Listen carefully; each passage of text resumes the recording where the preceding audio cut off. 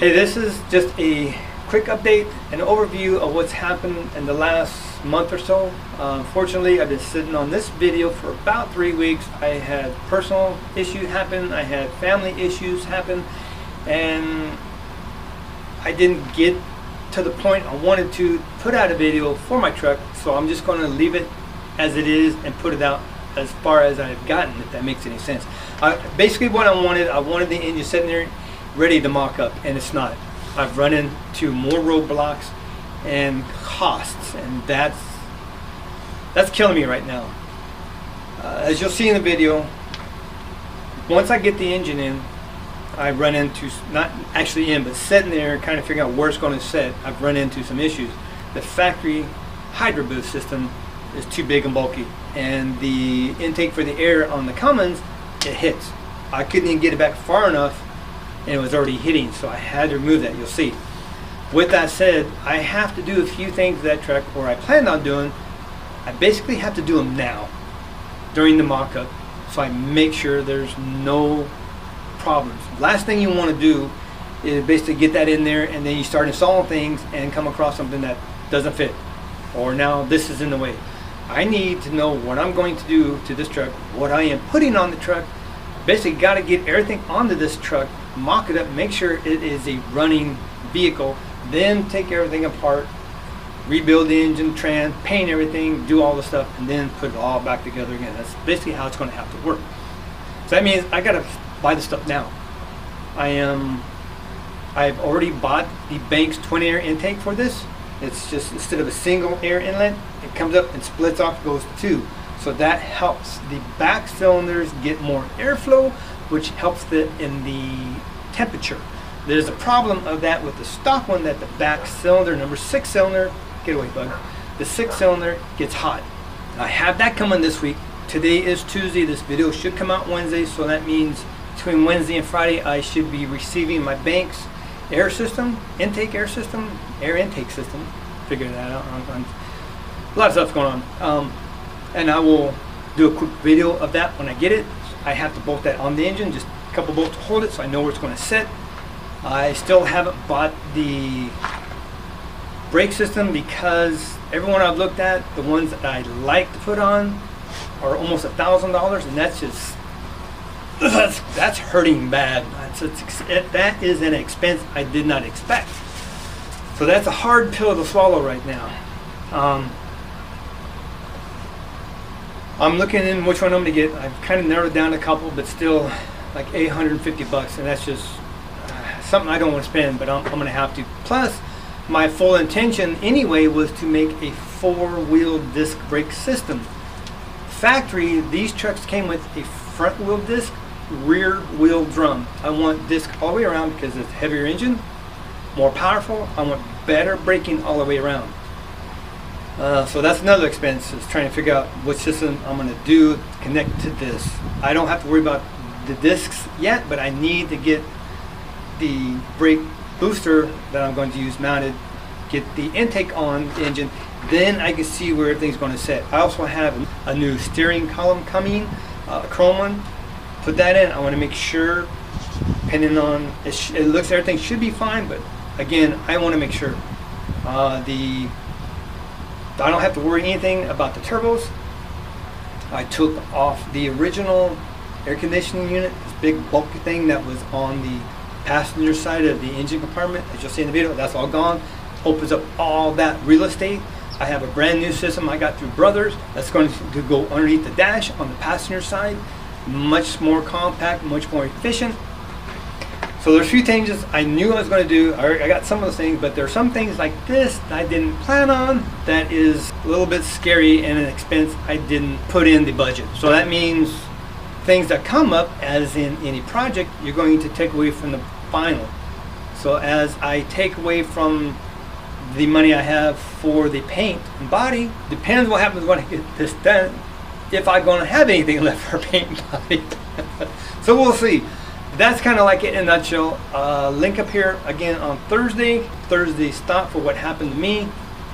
Definitely want to talk to you guys about safety, and I may just do a little update of what's going on in my life family wise and why this has been sitting for 3 weeks. I've been busy with family and other things. A little bit long, but I just want you guys to understand what's going on. And I got yesterday I hit a plateau, which I'm going to share I'm gonna try to get a lot of little videos out because there's a lot of things going on and I'm really excited about. But you know, family is the priority. This, if need be, I'll just shut this down and delete my station completely if I need to take care of family. That's the priority. So a lot of things going on, but good things, not bad. It's just life takes little detours now and then. So hopefully I'm getting back on track. You guys are going to follow me step by step everything. So it doesn't matter if you're going to do Cummins or anything else. This gives you an idea of what's involved in completely doing something like this. Because a lot of the other channels I watch, they don't show putting the engine in, mocking it, how they're setting it in there. And it's like, that's what I'm looking for. So thankfully my friend knows this and he's going to do it all. So I'm going to show you everything we do to this truck. There's some custom things I'm going to do just because I'm changing things around. So I'm not going to go into that. Little by little, a little bit long in this video, but the rest of them should be pretty well to the point what I'm doing each video of this series. I'm done talking. Let's get to the video. I'm Rick.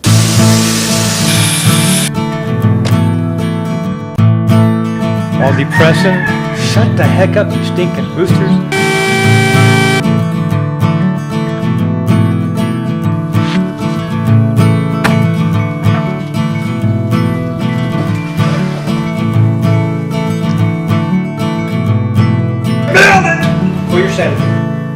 This is the shack.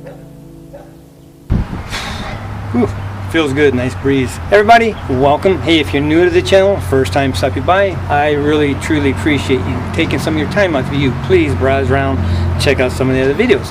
Today's video is going to focus on just a few things. This is part of the black truck down. This video we're going to focus on getting the engine compartment all clean, degreased, getting the tranny in, and then get the engine in. And we come across a couple issues trying to get the engine in, but that's all explained later in the video. So all the little roadblocks whatever come up along the way, so you'll know if you want to do something like this, something you can possibly look ahead to. So this is a learning experience. This is something to help others out if they're going to do something like this. Remember, this is a huge undertaking, so just do it little at a time. You can do it, just don't get overwhelmed and think it's just too much. Just take the time, put a couple days every week aside, work on it, and work on that final goal. So let's get to it. Got a little bit more of the frame here to do. Scrape it off. I got this all scraped off, swept up so I can get in here and finish this. So tomorrow I'm going to bring the pressure washer.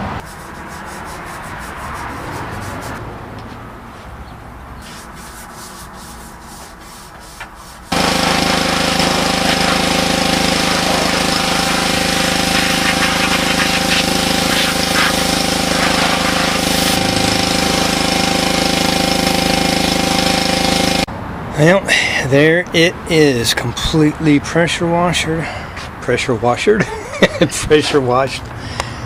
scrubbed, degreased. Actually, the old paint, I guess the cab at one time was yellow, so don't matter, I'm painting it a gray.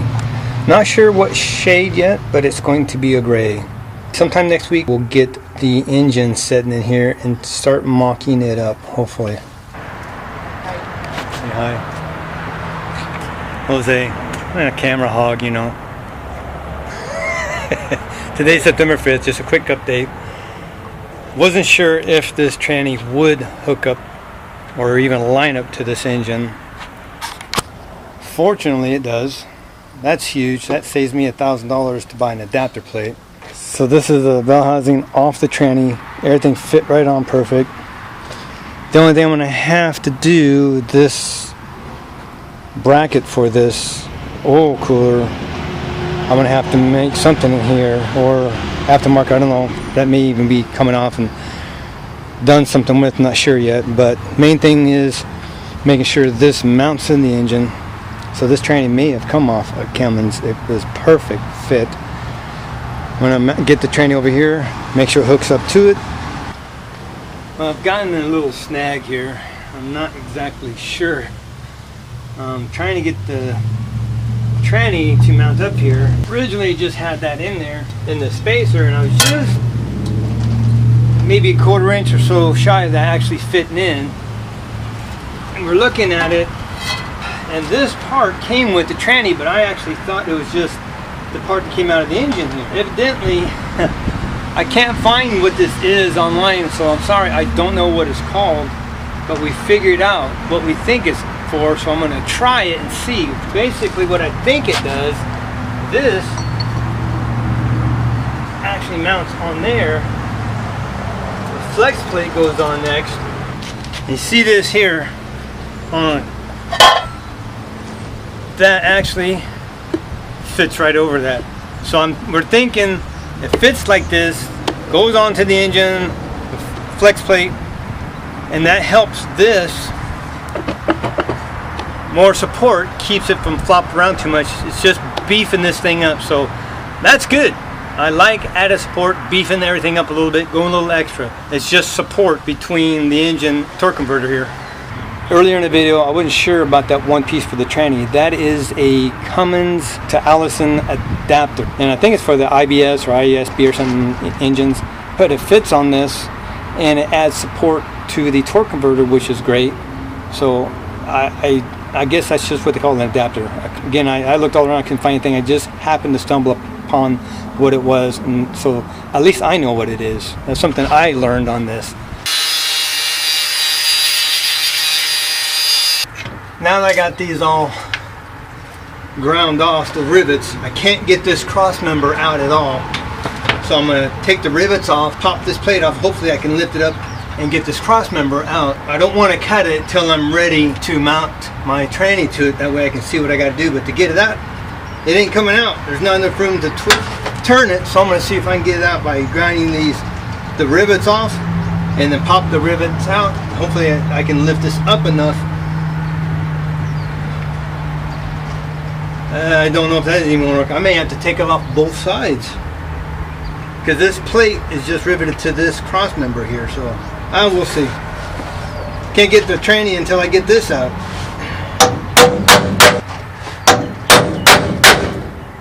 And maybe it ain't going to work.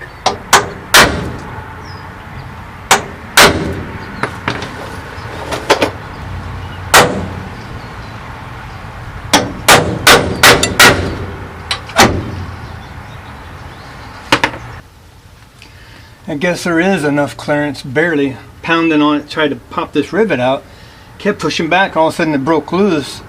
It's sliding easy, so here.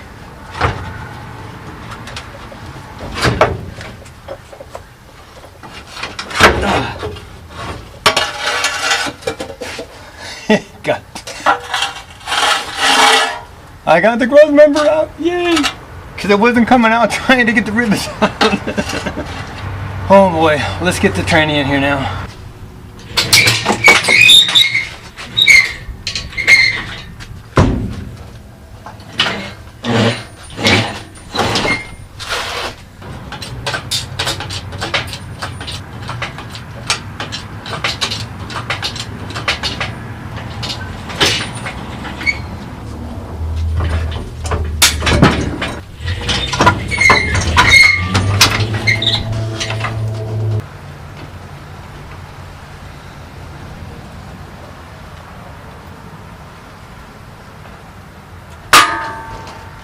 Okay.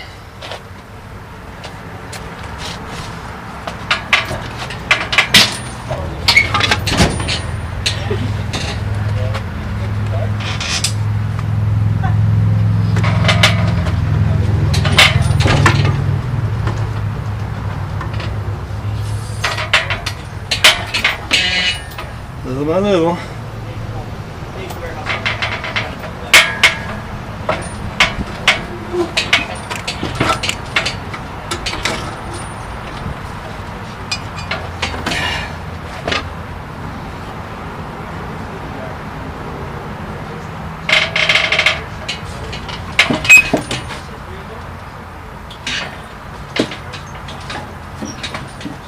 As far as it's going to go, I need a dolly to roll it on now. Trans is sitting on a jack, sitting in here, exactly where it's probably going to be, and I have a feeling I am going to have to cut to get this to fit in there properly, which isn't a major issue, but it was something I didn't want to do. But if I have to cut it, I have to cut it.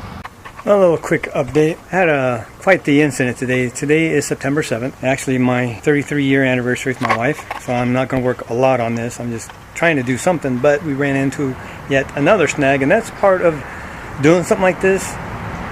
It's always something you have to change, alter. Again, I'll shake you because I'm tired here. Things you have to do. I had this sitting over here. Actually, I just got it out from there. Got it up on the hoist. Pulled that out. I looked in here just to make sure I had everything where I wanted. Things were out of the way, so I get ready to move the engine in. Heard this turned around. The engine was on the ground, but it was only about a foot or so off the ground, just enough to pass that, so maybe a foot and a half. Just to get off, was off that and slid that out.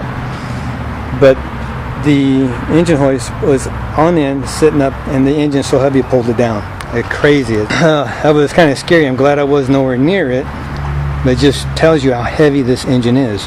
So seriously, this isn't something to not be cautious at. This is very serious. You can get injured, you can get hurt. If I was near that, it could have crushed my hand, my leg, my foot, something. So it may have damaged the oil pan, but that's replaceable. I don't care. I'll replace broken parts before I have to go to the hospital and try to repair broken arms or legs or something. We came, like I said, the snag we came across is trying to get it in. We had this completely in here. These little tabs on the bell housing here are in the way. They're hitting my firewall. I can't get the engine any further, even tilting it, trying to get it in. It's hitting the firewall. I have to cut these off. Literally, you can see the marks right here. It won't go past it to get in here any further, which to me isn't a big deal. I still have these. If I need a mount or add an additional mount for strength, I have these go on. These I am actually going to take a sawzall, cut them down, grind this smooth to get this out of the way. I'm not even going to try to remount it in here. Like I said, it's my anniversary today, so I'm going to leave. My wife and I are going to go out. We're going to relax this weekend, so Monday I'll be back and we'll try to put this engine back in. But my main thing is try to get these cut off. If not, I'll save it for Monday or Tuesday. Well, today's September 11th. I don't know if I even should be here. You know, we have to remember those lives that were lost today. With that said, I've been cutting and cutting and cutting on this bell housing to get this tab off. Oh my gosh. I even got a carbide tip blade and it's still just very, very slow. Let's get these, whew, it's hot. Let's get these things finished cut off.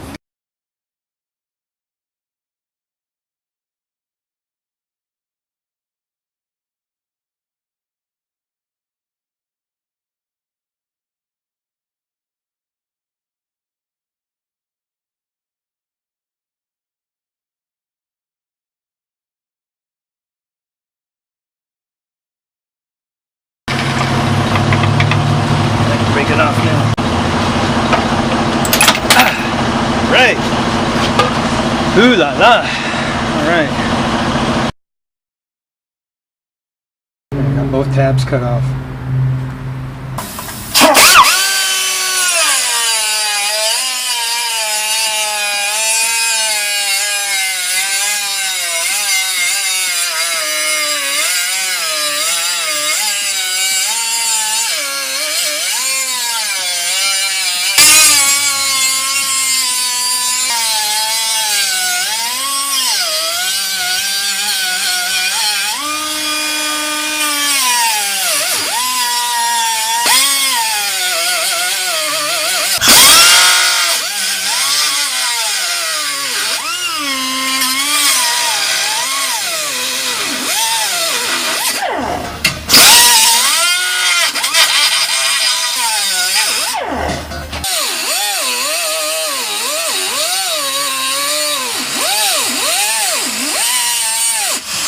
Now that sit down there, and now that clears my harmonic balancer.